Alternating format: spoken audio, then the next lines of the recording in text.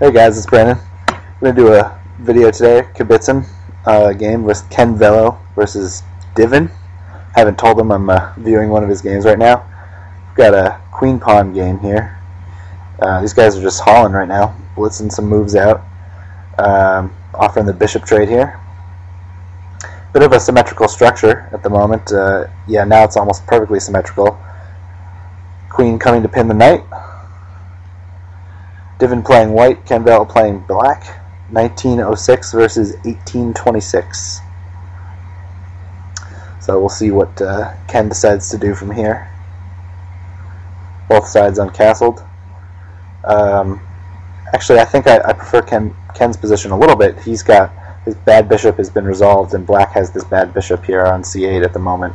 So maybe this position is a little bit symmetrical except for the bishop placement.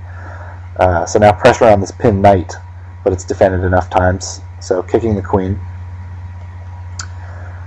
Queen a4 would probably quickly be followed up by pawn b7 or b5 with tempo on the queen. So I don't think you'll see that. Queen has to go somewhere. Can't stay on that square. So queen comes back to e2, followed by knight takes, queen takes. So Ken won a pawn. Castles. So Ken has the better bishop and is up pawn, so this should be a one position technically, I guess, as some would say, but it's not going to be easy. So attacking the queen and stopping the mate, which was threatened on h2. Now offering a queen trade.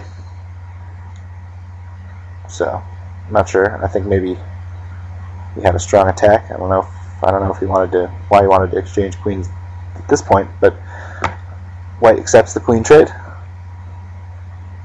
and decides to push his kingside pawns, kicking that knight, just pushing him around. Has a lot of kingside space now, but this bishop is still sort of striking his own pawns here. So connecting the rooks, Ken's foregoing castling just to connect the rooks. That's okay when there's no queens on the board. It's much more difficult to checkmate with no queens on the board. This knight is going to come here to c4 and have a nice square because the pawns are all pushed past, and now he's going to have to figure out some way to maneuver this knight to kick this knight out.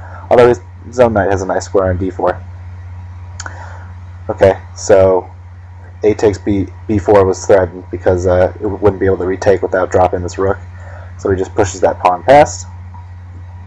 f6, trying to open up the king side, kicking the knight off d4. Where's that knight coming to? Check, winning the bishop. Nope, winning a pawn. Okay. So he decides to grab the pawn on g7. Ken takes. So we have possibly two connected pass pawns here shortly, which could become dangerous for white as this game goes on here. So, and the structure is actually, now this bishop that was bad earlier in the game is sort of protecting this pawn structure as the game goes here. Got a message from Matt here. Yes, making a Kibitz video.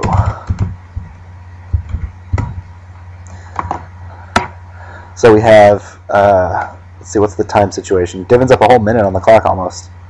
And Ken just played h6, hoping for, I think, takes, freeing up his rook.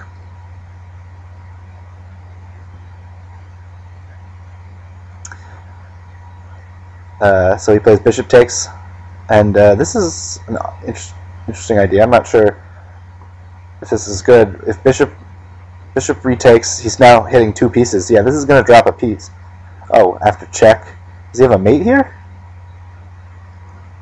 I don't know if there's a mate here, but I think if... Yeah, where are you going now? Are you going to grab this? Maybe he's going to grab this b7 pawn, but if he does, he drops a rook. So... Oh, and this is defending the knight, so now he can move the rook and hold on to this knight. Although, with some kind of deflecting move, maybe you can still win a piece. So we see something like, okay, so now maybe rook here to f8, try to deflect this rook from the defense of that knight. Might be strong. No, so he just decides to grab the pawn. Doesn't want to deal with the pressure on that pass pawn. So this is sort of a messy endgame here. Lots of pieces in Black's house here. I'm still thinking about. Well, it's too late now. But this rook is a little bit out of play. Even a material, but Ken's down a little bit on time. Hard to say whose king is safer. Each side has one passed pawn. White has a b5 passed pawn. Black has a b7 passed pawn on g5. So they got to get these pawns going at some point. Ken's spending a little bit of time here. He's got 1 minute and 30 to 2 minutes and 40 seconds for Ken. So now I think Ken just wants to get his rook a little bit more active. What's the idea here with this move? Pawn takes. Rook can't come over and check because of the knight defending that square.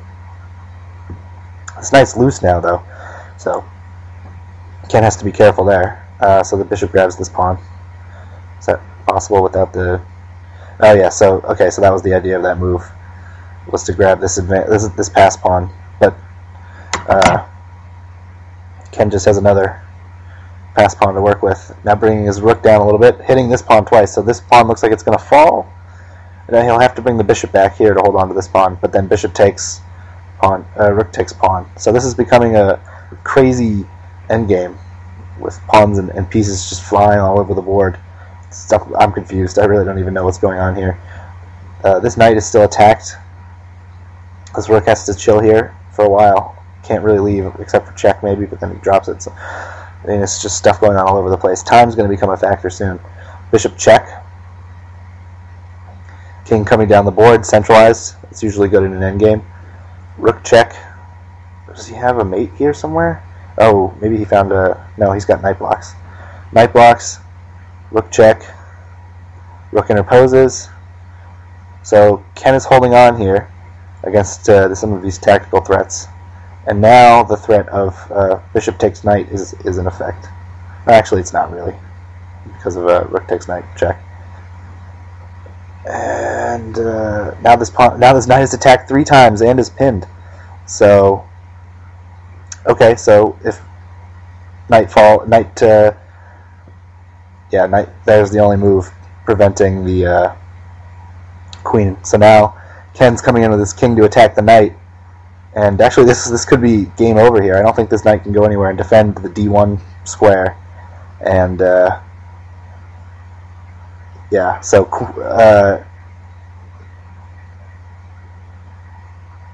king takes knight. Oh, just pinning the knight to the king. That's a great move, and blocking the rook.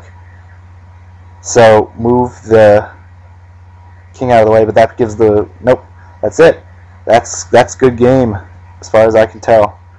Yeah, d1 queen, and the game should be over here. It's just a matter of Ken finding the mate with 25 seconds to go. So where can the king go? And that's mate.